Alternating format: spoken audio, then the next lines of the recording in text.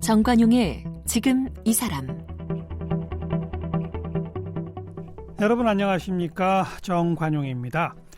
인천국제공항 가시면 안내 로봇 에어스타를 만날 수 있죠. 세계 최초로 상용화된 공항 안내 로봇인데요. 4개 국어를 할 줄 알고 공항 곳곳을 다니면서 고객들을 직접 목적지까지 데려다주고 각종 공항 정보 실시간으로 안내해 줍니다. 이미 공장에서는 조립 로봇 등장한 지 오래됐고요. 가정에서도 로봇 청소기가 청소해 주고요. 병원에는 수술 로봇까지 있다고 해요. 인공지능의 발달로 로봇이 인간의 동반자가 돼가고 있다는 걸 실감하게 되는데, 오늘 이 국내 최초로 한국형 휴머노이드 로봇 휴보를 탄생시킨 로봇의 아버지 카이스트 오준호 교수를 함께 만나겠습니다.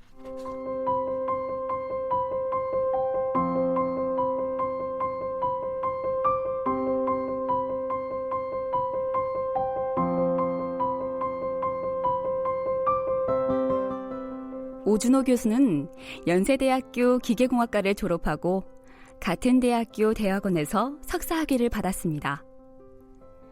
미국 캘리포니아 대학교 버클리 캠퍼스 대학원에서 박사학위를 받은 후 1985년에 카이스트 교수가 됐습니다.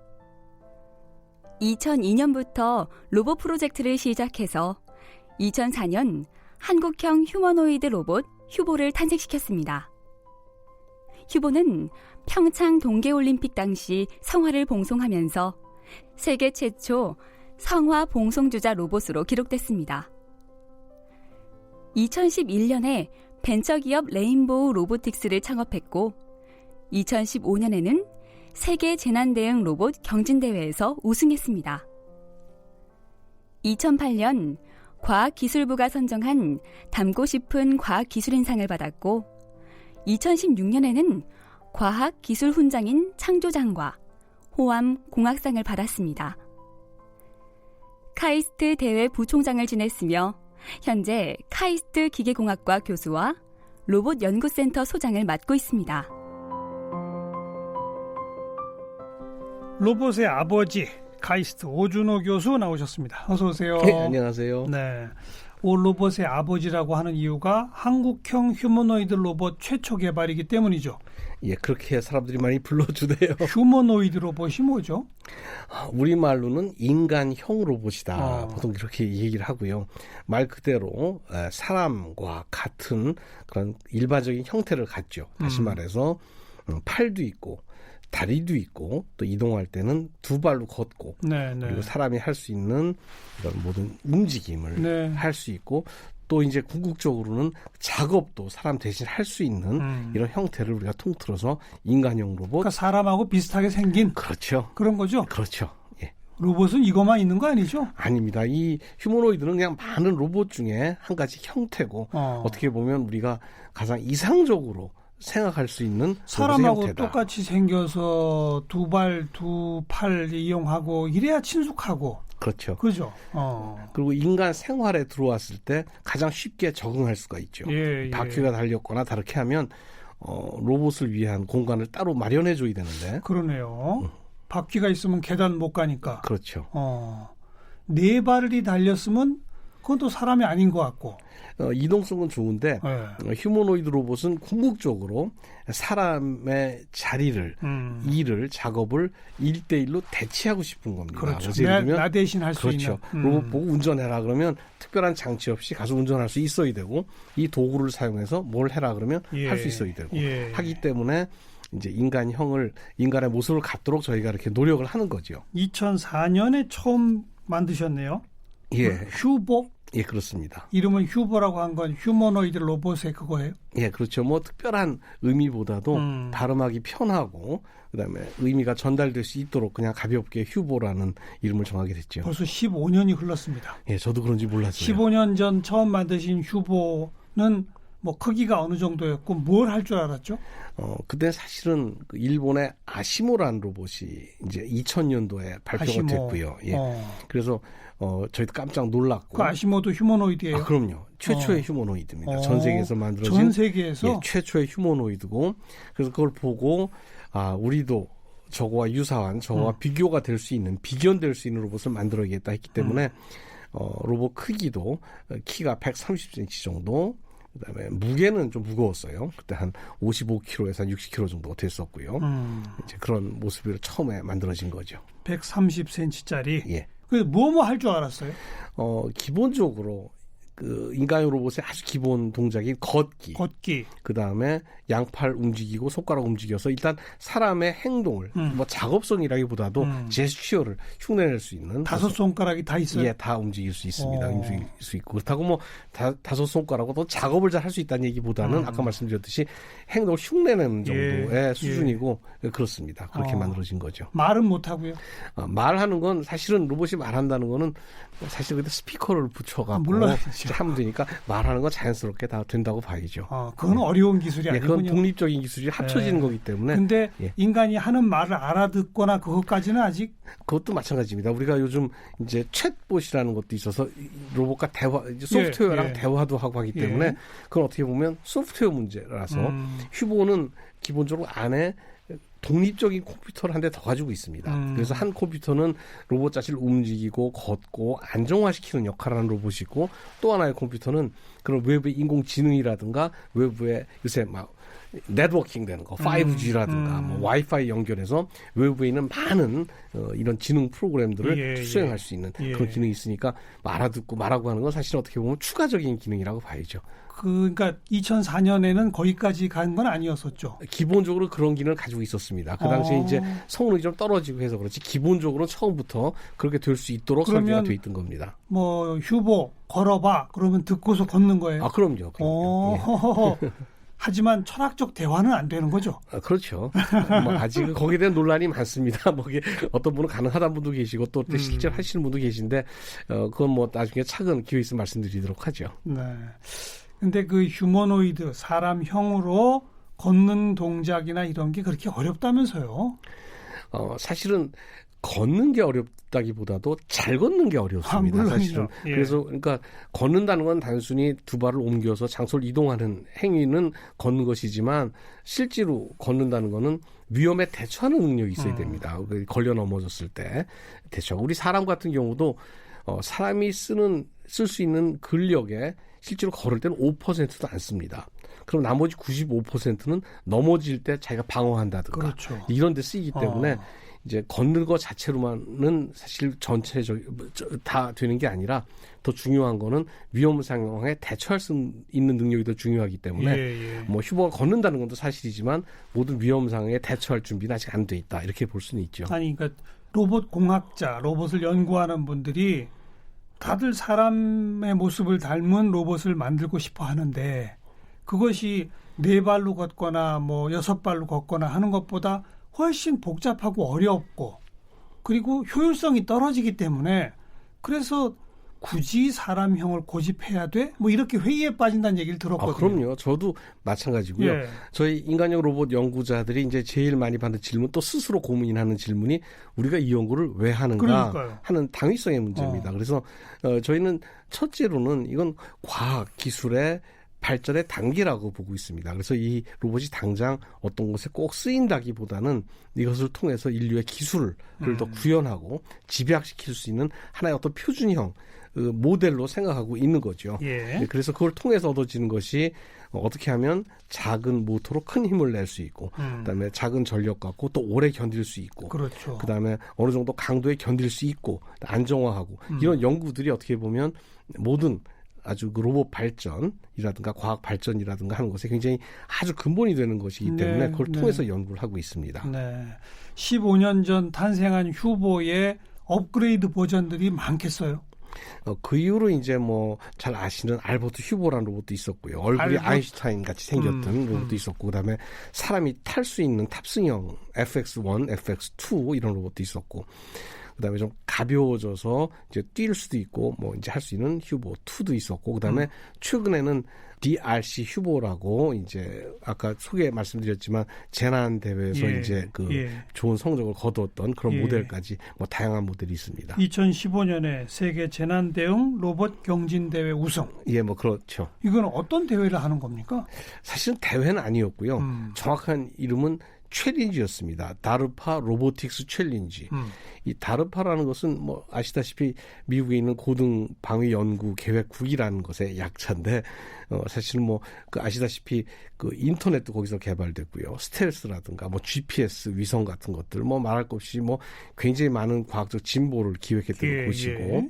이제 거기에서 이제 굉장히 어려운 문제를 냈던 거죠. 그래서 도전이라고 한 겁니다. 그래서 모델은 이제 그 원자력 발전소가 이제 그 사실 후쿠시마 원전 사고를 모델로 한 것인데 그 당시에 이제 그 최고 성능의 로봇들을 막 보내봤더니 방사능이 많으니까 다 녹았다면서요? 다 실패한 거죠. 통신이 끊기고 뭐 어떤 거 주저앉고. 그랬다면서요? 그래서 예, 그런 상황을 비슷하게 연출해서 그걸 이제 만든 겁니다. 그래서 재난 대응이다 붙였지만 우리가 생각하는 아주 일반적인 재능이라기보다도 이제 사람이 만든 건축물에서 사람이 실수로 된 이런 이제 사고가 났을 때 예, 어떻게 예. 대처하는가. 예. 그래서 거기서 보면 스스로 이제 차량을 운전해서 목적지까지 간다든가 스스로 차를 운전해요, 로봇이? 예, 예, 운전해서 가고. 그러니까 보통 사람이 타는 차를 자율차가 아니라 그러니까요. 그거를 로봇의 눈으로 보고 자기 손으로 잡고 발로 악셀러레이터를 눌러서 가야 되고 그다음에 목적지에 또 스스로 내려서 그다음에 이제 문을 차서 열고 들어가고. 거기 차에 이렇게 앉고 문 열고 다시 내려서 서고 이런 것도 참 어렵다고 하던데. 굉장히 어렵죠. 그러다 보니까 이제 그때 영상들이 많이 나와 있습니다. 보면 우리 로봇을 제외하고 대부분의 로봇들은 전부 다 막 굴러 떨어지고 막 넘어지고 하는 장면들이 많이 보이는데 예. 사실 사람도 차에서 내리는 게 타는 게 쉽지 않습니다. 그래서 몸이 불편하신 분이라든가 연세가 많으신 분들은 어렵죠. 부축이 필요한 이유가 맞아요. 차하고 내리는 게 우리는 내리는 것 같지만 사실 뛰어내리고 뛰어타는 거예요. 중간에는 한번 우리 어려운 말로 동적으로 불안정한 상태가 꼭 있습니다. 그래서 한번 우리가 이렇게 몸을 날려야 되는 거죠. 쉽게 그렇죠. 말하면. 엉덩이를 실음과 동시에 다리를 떼야 그렇죠. 되는 그런 거죠. 이제 그러다 보니까 순발력이 떨어지시는 분들 같은 경우에 이제 누구 부축이 필요한 이제 예. 그런 거랑 비슷한 겁니다. 예. 그러니까 그렇게 어려운 아무튼 차에서 운전하고 내리고 문 닫고 예. 그다음 이제 또 뭐 그다음에 하는 거예요? 이제 그 문이 있는데 건물 속으로 들어가야 되니까 문을 찾아서 문고리를 열고 들어가면 거기에 이제 이렇게 막 파이프가 이렇게 증기가 새는 파이프가 있는데 그 밸브를 찾아서 닫아야 됩니다.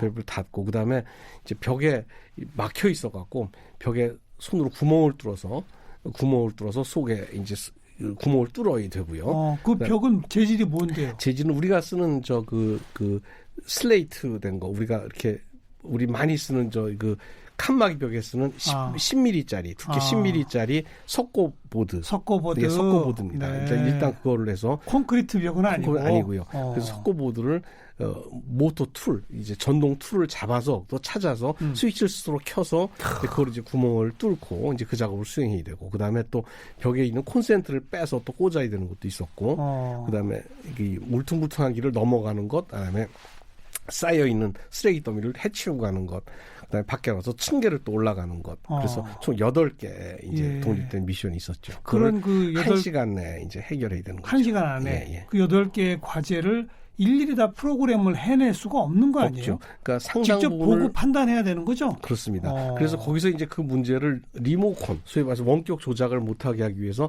와이파이를 차단합니다. 차단하고 그다음에 조작자들은 한 500m쯤 떨어진 완전히 다른 건물에서 그 상태만을 볼 수가 있어요. 로봇이 어떻게 움직이는 상태만을 모니터링할 수가 있고 상태를 보고 계속 일을 할지 말지를 결정하는 이런 큰 의미의 명령만 내릴 수 있도록 예. 상황이 돼 있습니다. 예. 아니 지금 쭉 말씀으로 들으면서 제 머릿속에 그림을 그려보니까 그쯤 되면 진짜 거의 로봇캅이네요. 뭐 생각할 수 있는데 사실 똑같은 작업을 사람이 하면 한 2, 3분 내에 할 수 있는 작업이에요, 사실은. 근데 로봇은 이제 한 40분 걸렸죠. 그러니까 한 예. 20분 정도 걸린 건데, 그럼에도 불구하고, 만일 그곳에 사람이 전혀 들어갈 수 없는 곳이었다면, 그러니까요. 로봇이 할 수 있는 이런 가능성을 보여준 거죠. 그게 중요한 거죠. 네. 그리고 지금은 이제 1시간 안에 하는 챌린지지만 이 기술이 좀 발전하면 사람보다 빠른 시간에 할 수도 있는 거 아닙니까? 그럴 수 있겠죠, 언젠가는. 그러니까. 예, 예. 그 요번 재난대응 로봇 경진대회에 출전한 로봇의 키는 몇 센치 정도 되는 거예요? 키가 180cm 꽤 큽니다. 커졌네요. 무게는 왜냐하면 이제 눈으로 해서 높이 또 봐야 되고 네. 그다음에 또 굉장히 무거운 한 6kg쯤 되는 물건을 또 들 수 있는 능력이 예. 있어야 되고 예. 그다음에 아주 굉장히 튼튼한 이런 막 그 밸브를 돌려야 되고 운전도 해야 되기 때문에 힘이 굉장히 세이됩니다. 네. 그래서 상당히 그 튼튼하게 힘세게 만들었었죠. 그 로봇 연구하시는 분들한테는 이 재난 대응이 한 파트가 있고 축구 대회가 또 한 파트 있다면서요? 이제 그것이 이제 그 로봇의 이제 성능을 서로 이제 그 기능을 가늠하기가 이제 그 어려우니까 몇 가지 이제 표준이 있는 거죠. 그래서 축구는 이제 그 꽤 오래됐습니다. 한 10년 전부터 이제 쭉 해서 이제 그것도 카테고리가 많아요. 교수님 팀은 여기에는 출전 안 해요? 네, 저희는 거기 출전 축구 대회 쪽은 아닙니까? 않습니다. 예. 그래서 요 작은 한 30cm 되는 로봇부터 시작해서 꽤 큰 로봇까지 여러 종류 로봇이 이제 그 축구공을 잘 차느냐. 그것도 어떤 사람보다 축구 잘 못하지만 네. 그것도 기술적인 진보를 위해서 굉장히 연구를 하고 있습니다. 그렇죠. 그런 것들이 합쳐져가고 나중에는 이제 굉장히 아주 유능한 일을 할 수 있는 예. 하나 연습을 하는 거죠. 그 축구 대회에 도전하는 로봇 공학자들은 뭐 2050년인가에 인간 팀하고 월드컵 결승전 하는 게 꿈이다라고 하더라고요. 예, 이제 그런 말 많이 하죠. 이제 저희도 목표가 있어야 되니까 그때쯤 되지 않을까 기대하면서 이제 하시는 분들 많이 근데 계십니다. 바로 그 인간 팀하고 경기 대회를 할 때에 제일 중요한 기술이 뭐냐 물어보니까 사람을 다치지 않게 하는 기술이래요. 아, 그렇겠네요. 이 로봇은 완전히 다 이 쇠로 만들어져 있잖아요. 그렇네요. 예, 태클하다가 사람 뼈에 부딪히면 어떡합니까? 이거? 예. 그런 기술까지 어떻게 효과적으로 사람과 어우러질 수 있는지 이런 것까지 하는 게 참 숙제라고 하더라고요. 예, 그게 지금 사실 로봇이 인간 사회에 들어오는 가장 어려운 관문 중에 하나입니다. 꼭 그렇죠. 축구 아니더라도 예. 아까 말씀하신 안내 로봇이 있는데 우리가 안내 로봇이 보면 아주 움직이는 속도가 좀 갑갑하다 느낄 때가 있어요. 보면 좀 빨리 가지. 혹은 거기에 이렇게 팔이 있는데 팔 갖고 뭐 좀 물건 들어줬으면 좋겠는데 팔은 어떻게 보면 모양으로 달려 있는 거 같고 기능을 안 하고. 자, 그러면 그런 걸 생각할 때 그럼 왜 그렇게 못한가? 그게 좀 빨라지면 자칫 잘못하면 사람을 해칠 수가 있습니다. 그렇죠. 그다음에 물건을 들어주게 팔에 힘을 세게 하게 되면 이 들어줄 때 좋지만 실수하거나 잘못되거나 조화가 안 맞았을 때는 주변 해할 수가 있어요. 그렇죠. 그래서 로봇 개발하는 우리 입장에서는 가장 조심해야 될 것이 로봇의 성능도 물론 중요하지만 그 이전에 이것이 안전한가? 얼마나 지킬 수 있는가. 네. 우리 자율운전 자동차도 마찬가지죠. 사실 그렇죠. 운전하는 게 중요한 게 아니라 그것이 정말 주변을 해하지 않는 것이 전제가 되지 않으면 자율운전이라는 것도 의미가 드론도 마찬가지예요. 그렇죠. 평창 동계올림픽 성화봉송도 했죠. 예. 어느 정도 구간을 했어요? 그건 하나 어떻게 보면 이벤트였고요. 이벤트죠? 그래서 이제 그 주자들이 보통 한 1인당 50m에서 100m씩 달렸는데 한 50m 실제로는 휴버가 자동차 운전도 하고는 꽤 갔습니다. 한 500m 정도 운전을 했고 그다음에 이제 또 사람한테 토치를 넘겨주면 또 사람이 뛰다가 또 휴버한테 주면 한 20m 정도를 또 이동하고 그다음에 다시 또 그걸 또 그 FX2라는 또 사람 탑승형 로봇에 인계해주면 그것이 또 다시 또 몇 걸음 걸어가서 또 저한테 인계해주고 하는 그런 아주 재미있는 역할을 했었죠. 뿐만 아니라 평창 동계올림픽에 로봇들이 많이 참여했다고요? 이건 잘 안 알려져 있거든요. 아, 예. 사실 이제 그 올림픽이라는 것이 알다시피 뭐 체육을 잘하고 이제 하는 거지만 그 부가적으로 우리 방송 장비도 최고급을 실험하기도 하고 그다음에 IT 산업 보여주기도 하고 하는데 그 중에 하나가 이제 그 잘 보여줄 수 있는 것이 로봇 기술 아니겠는가 해서 이제 그 조직 위에서도 굉장히 관심을 많이 갖고 그래서 저희가 국내에서 지금 그 사용 가능한 이 로봇들을 한 10여 종을 저희가 이제 선발을 했습니다. 그래서 했는데 아직은 그것이 굉장히 숫자가 많지 않기 때문에 주로 프레스 센터 쪽에 이제 몇 개 시범으로 운영을 했기 때문에 뭐 어떤 역할을 한 거예요? 뭐 거기 이제 그 음료수 나르는 로봇도 있었고요. 그래서 주문하면 음료수 서빙, 서빙. 근데 청소하는 것도 있었고, 청소, 안내하는 것, 그다음에 또 재밌게 하기 위해서 이제 물고기 로봇도 있어서 이제 실제로 저 눈으로 보면 진짜 물고기인지 구별 안 될 정도로 정교한 것도 있었고, 그다음에 물 속에서 헤엄쳐요? 야, 그럼요. 물 속에서 헤엄치는데 실제로 보면 어리들 보면 진짜 물고기랑 구별 잘 가지 않습니다. 아주 잘 만드는 게 있었고요. 그다음에 이제 같이 이렇게 포즈하고 사진 찍는 우리 그때 했던 게 그 마스코트 이름이 뭐였죠? 갑자기 기억이 안 나는데 그 마스코트 모양으로 한 이제 그런 이제 그 캐릭터가 사진 찍어서 같이 포즈를 취해주는 로봇. 캐릭터용 네. 로봇도 있었고 알겠어요. 뭐 여러 가지 재미있는 로봇이 많이 있었습니다. 언제쯤이면 이 사람 옆에서 대화도 하고 일도 거들어주고 이런 게 상용화될 수 있을까요?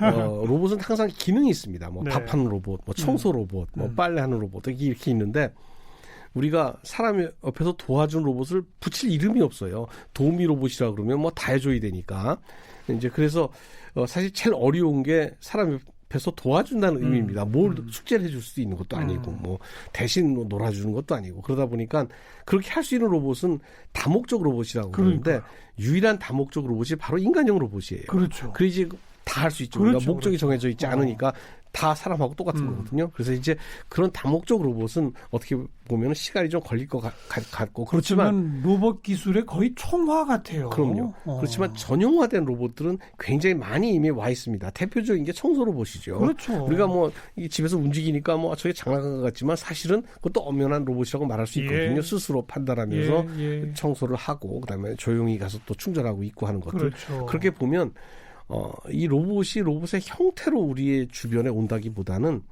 로봇 기술이 녹아있는 이런 많은 장치들이 우리 주변에 있을 겁니다. 그러니까 거의 우리는 로봇이라고 인식 못하죠. 예를 들면 우리 집에 컴퓨터가 몇 대 있어 이렇게 물어보면 글쎄요 뭐 내 랩탑 컴퓨터 이렇게 얘기를 하지만 사실은 컴퓨터나 기능은 냉장고, TV, 리모컨, 뭐 전화기 이미 컴퓨터 우리 한 40, 50대 속에서 살고 있는 겁니다. 이미. 다 녹아들어 있죠. 다 녹아들어 있죠. 로봇 기술도 네. 마찬가지로 이렇게 많이 녹아들어갈 거라고 생각합니다.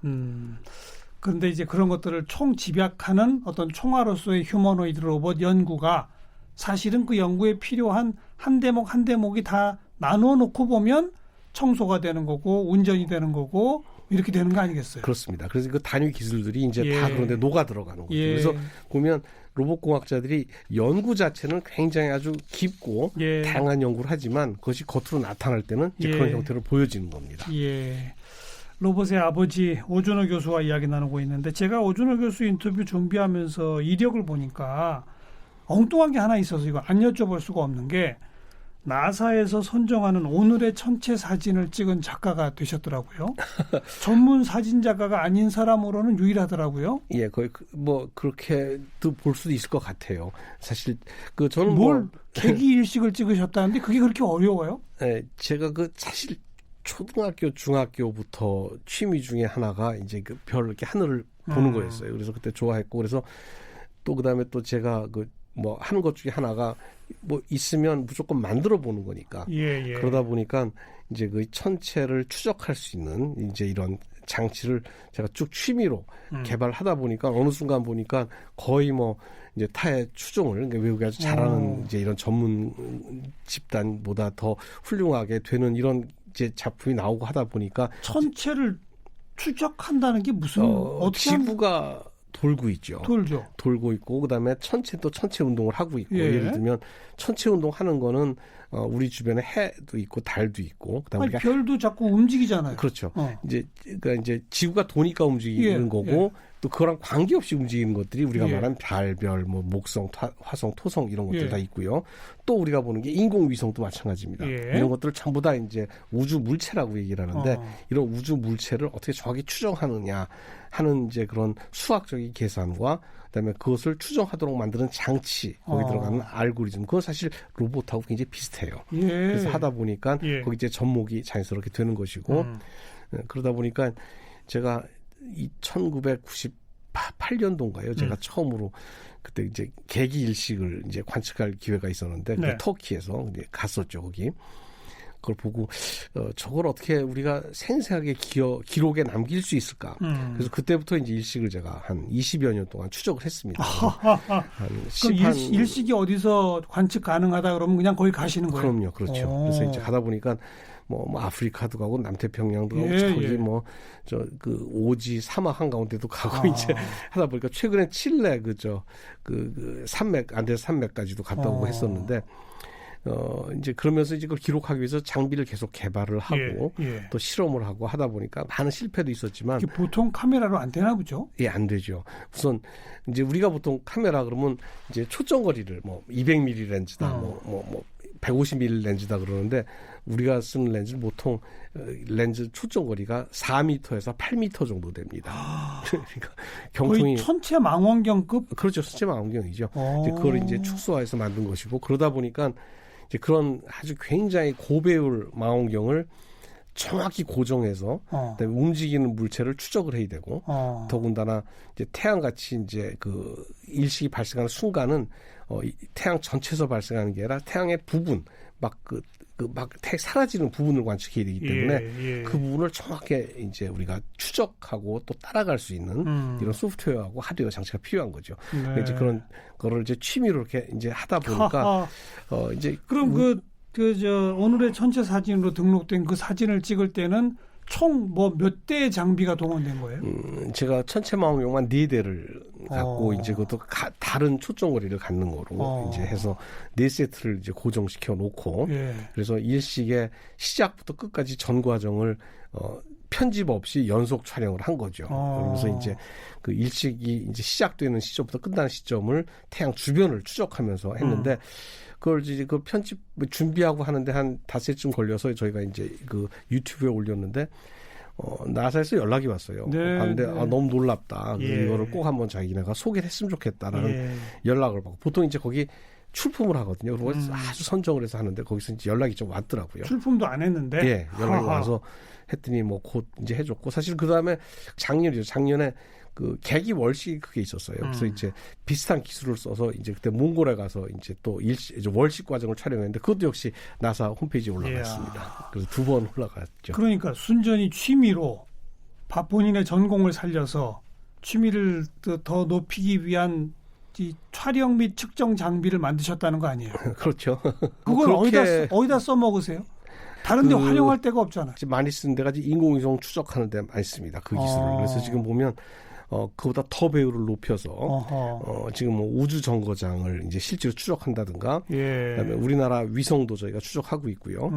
얼마 전에 몇 년 전에 북한에서 쏘았던 위성도 저희가 관측해서 보고를 한 적이 있었고 그렇게 활용이 되는군요. 하고 그다음에 한 몇 년 전에 일본에서 어떤 그 과학자가 그 상자형 큐브 위성을 쐈는데 추적이 안 된다고 저한테 데이터를 줘서 저희가 그걸 찾아준 적도 있었고 보여준 적이 있었고 그리고 알겠습니다. 그리고 더 또 좀 뭐하지만 좀 군사적인 목적으로도 아마 그게 활용이 가능하지 않은가 이런 생각합니다. 이처럼 뭐 하나의 연구를 통해서 여러 방면에 활용 가능한 원천 기술 연구가 취미이자 직업이신 분이시네요. 오늘 로봇의 아버지 카이스트 오준호 교수 함께 만났습니다. 고맙습니다. 즐거웠습니다.